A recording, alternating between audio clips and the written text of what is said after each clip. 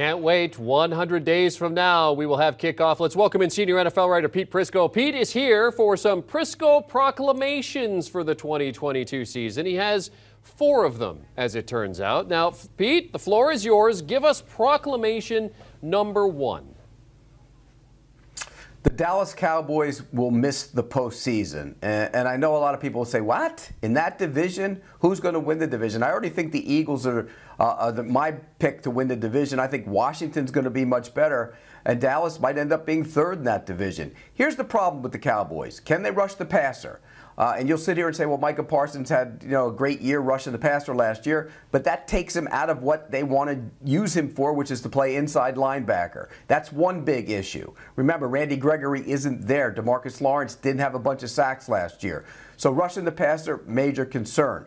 Can they get Sam Williams, a rookie, to become an effective edge rusher? That's another question. Now flip it to the offensive side of the ball. We know they've had a bunch of injuries on the offensive line. That's impacted that team in a big way. Can Tyron Smith stay healthy? Big issue there. Can Terrence Steele step up and be a good right tackle?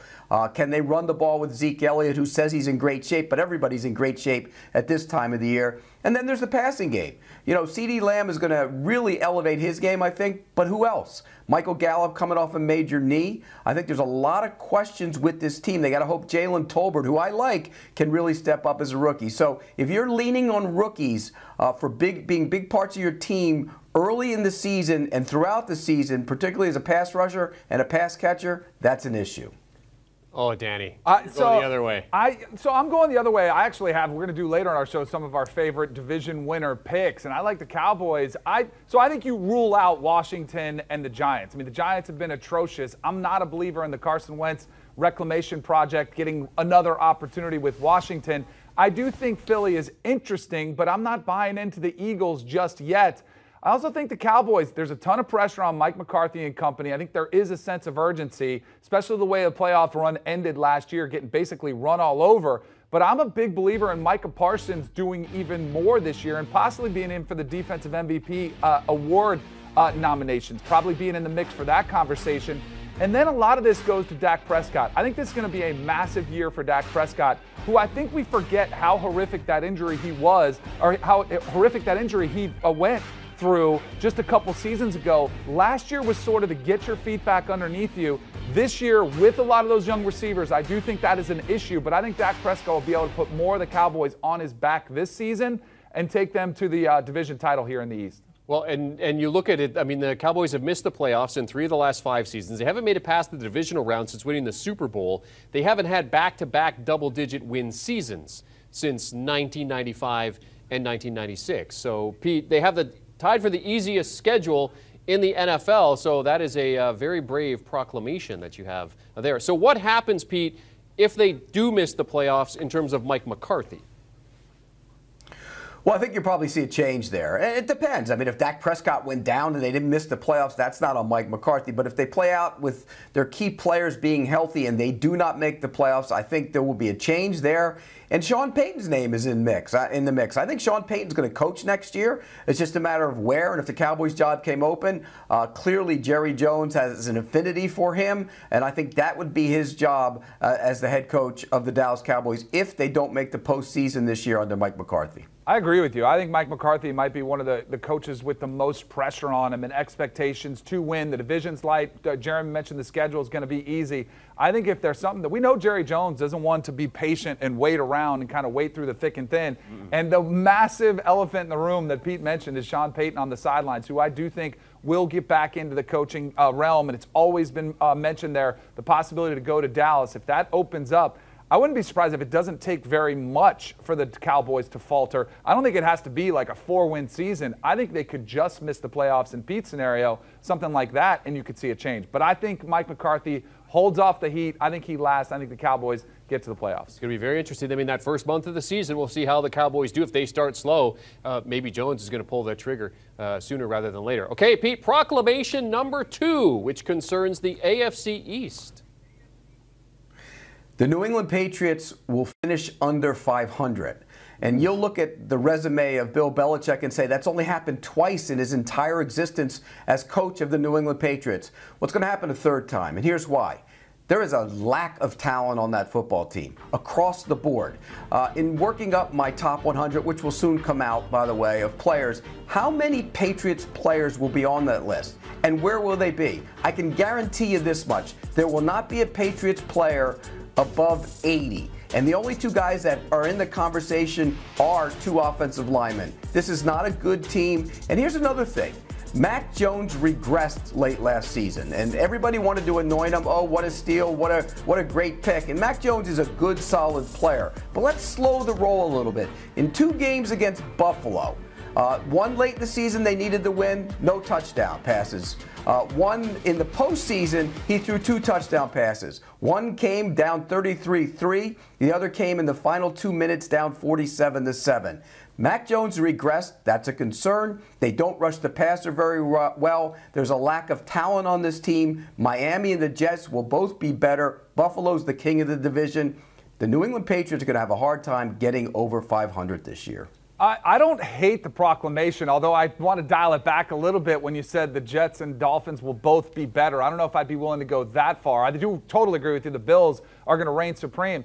I think there are massive question marks on this roster, and as great as a coach Bill Belichick has been throughout his career, he hasn't been the best general manager or selector of talent that's been out there. And I think the Cole Strange was a perfect example of the draft selection they took in the first round when everyone turned and was like, who? What? What are they doing? And maybe he's a home run, but I think Bill Belichick got a little bit cute with that selection, as he's done before in the past. I think this roster has issue. The loss of Josh McDaniels looms large over that offense when you're going to be learning, a new play caller for you if you're Mac Jones, who I'm with. I don't think Mac Jones is the long-term franchise quarterback for the Patriots. And I think once again, this is just going to show you who meant more to the dynasty. It was Tom Brady all day long. Danny, I said they will be better. I didn't mean they would necessarily be better than New England. I meant they're going to be better football teams than they were a year ago, which will in turn make it tougher for New England to win games against them, and might could possibly split with both those teams, and that would really push them toward under 500. Mac Jones getting rave reviews at OTAs, though. Slimmed down this offseason, says his diet is much more of an important thing in his training regime. They are plus 430. Who have you ever heard is like, he doesn't look good? Like, have you ever heard a coach or somebody be like, yeah, this guy's not really worked that much? All we hear is how this is but they were that time of year. Yeah, they do. Talking about it's that time of year. I think you look great this time of year. Pete looks great.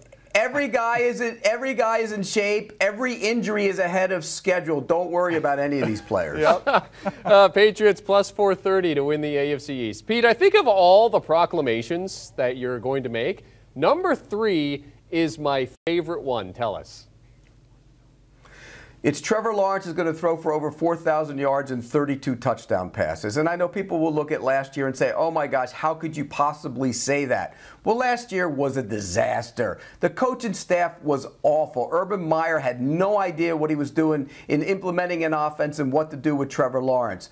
They also added playmakers. They were slow. They added Christian Kirk, who I think is going to have a big year for them. They improved on the offensive line. Brandon Scherf will step in and really help them. They get Travis Etienne back, who will help in the passing game. And we know the history of Doug Peterson with quarterbacks. He's been outstanding with them. When he had Carson Wentz as a rookie, he had a good year. But the second year, he was phenomenal. He was on his way to winning the MVP possibly when he tore up his knee. And I think we're going to see that type of jump for Trevor Lawrence in Jacksonville.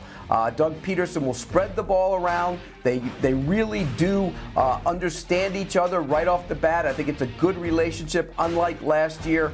I look for Trevor Lawrence to really elevate his game. And if you go back to the end of last season, when he played the Colts in the season finale, that's the Trevor Lawrence you're going to see this year. He was outstanding in that game. He will put up big numbers. Doug Peterson knows how to make quarterbacks successful.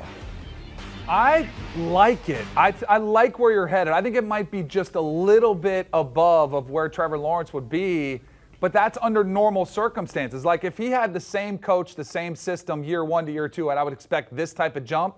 I'm just curious to see where Trevor Lawrence is with Doug Peterson's system, where he wants to go with the football, Because I think we take for granted how complex systems are. And Trevor Lawrence, his career could have been derailed. I don't think it will be. But that was the worst coaching hire we might have seen in the last 20 years of the NFL, trying to make Urban Meyer an NFL coach where it just didn't work, and there was significant damage done with a dysfunctional locker room. I think Trevor Lawrence will be fine. I think Doug Peterson is a perfect hire, having played quarterback himself. I'm with you, Pete. I just don't know if that's how high he'll get. I think he'll be in that territory. I don't know if I'll say he crosses 4,000 and crosses 32 touchdowns just yet, but I think he'll be really close. Danny, Wentz went from 16 to 33 touchdown passes in year 1 to year 2, cut his interceptions down from 14 to 7, and became the first Eagles quarterback to throw for 4,000 yards. You see a pattern there? I do, but that was really year 1 and year 2 with the same system, right? Yeah. So that's the only thing I'm worried about. I think you'll see a massive jump next year. I think he'll be better. I mean, Trevor Lawrence is going to be better year 2, but I think it's going to be the familiarity with the system with Doug Peterson. I think you're going to be close, but I think year 3 is when you see just the massive improvement that I think you're expecting this year. Okay, there were 8 4,000-yard passers last season. The last Jags quarterback to do it, by the way, Blake Bortles. Did it back in 2015. They went to garbage time. That was garbage time year. Yes, it was. 5-11. They went they went that year with Bortles at the helm, and we'll see how Lawrence does. Pete, I think bang on there with it being a system issue with Lawrence, and we're going to find out soon enough with the Jaguars. All right, let's get that last proclamation. Pete, fire away. Even though our producer Noah didn't think this was out there enough for viral world, I'm going with it anyways. Joey Bosa will be the Defensive Player of the Year. And people say, oh, well, he's always in that mix. No, he's the 7th ranked candidate. His odds are 7th best. And here's why he's going to be Defensive Player of the Year. They will stop the run better. They gave up 4.6 per rush a year ago. They were dreadful against the run. They add Sebastian Joseph-Day. They add Austin Johnson. They will be better against the run. That will give him more opportunities to get after the quarterback. But more than that, he's got a running mate again. He's got Khalil Mack now on the other side. When you have Khalil Mack on the other side, you're not going to be able to double him as much, A. And B, when Joey Bosa had his best season, in 2014, he had 12 and a half sacks. You know how many sacks Melvin Ingram had that year? 10. You get a double-digit guy next to him, and he's going to amp up those numbers in a big way. Joey Bosa, Defensive Player of the Year. I like it. I think the Chargers are going to be good. I do think it's a longer shot than even our producer gave you credit for. Health, if he can stay healthy there and gets those numbers. The most important thing you mentioned was the fact that he's going to get better matchups. You put somebody on the other side, all of a sudden you can't always slide protection to get the best, situation matchup for you to defend you. You can't keep in a tight end and chip every time. You can't keep the back to chip you every time because you have to worry about both sides. So I think that's probably going to be the biggest benefit for Joey Bosa is the fact that the other side is Khalil Mack, who teams are going to have to respect. So I don't hate it from a long shot perspective, Pete. I'm with you. Joey Bosa 20-1, his brother Nick Bosa 14-1. The favorite, of course, T.J. Watt and Aaron Donald sitting at 7-1 as we sit now at the end of May with the NFL season 100 days away. Senior NFL writer Pete Prisco making his early 2022 proclamations here on the Football Happy Hour alongside Danny Kannell. For more on Pete's proclamations and likely a few proclamations of their own, go check out Will Brinson and company on the Pick Six podcast. Pete's never on there, but he'll be discussed. You can download and follow the Pick Six Pod wherever you get your preferred podcast audio. You can also watch on YouTube.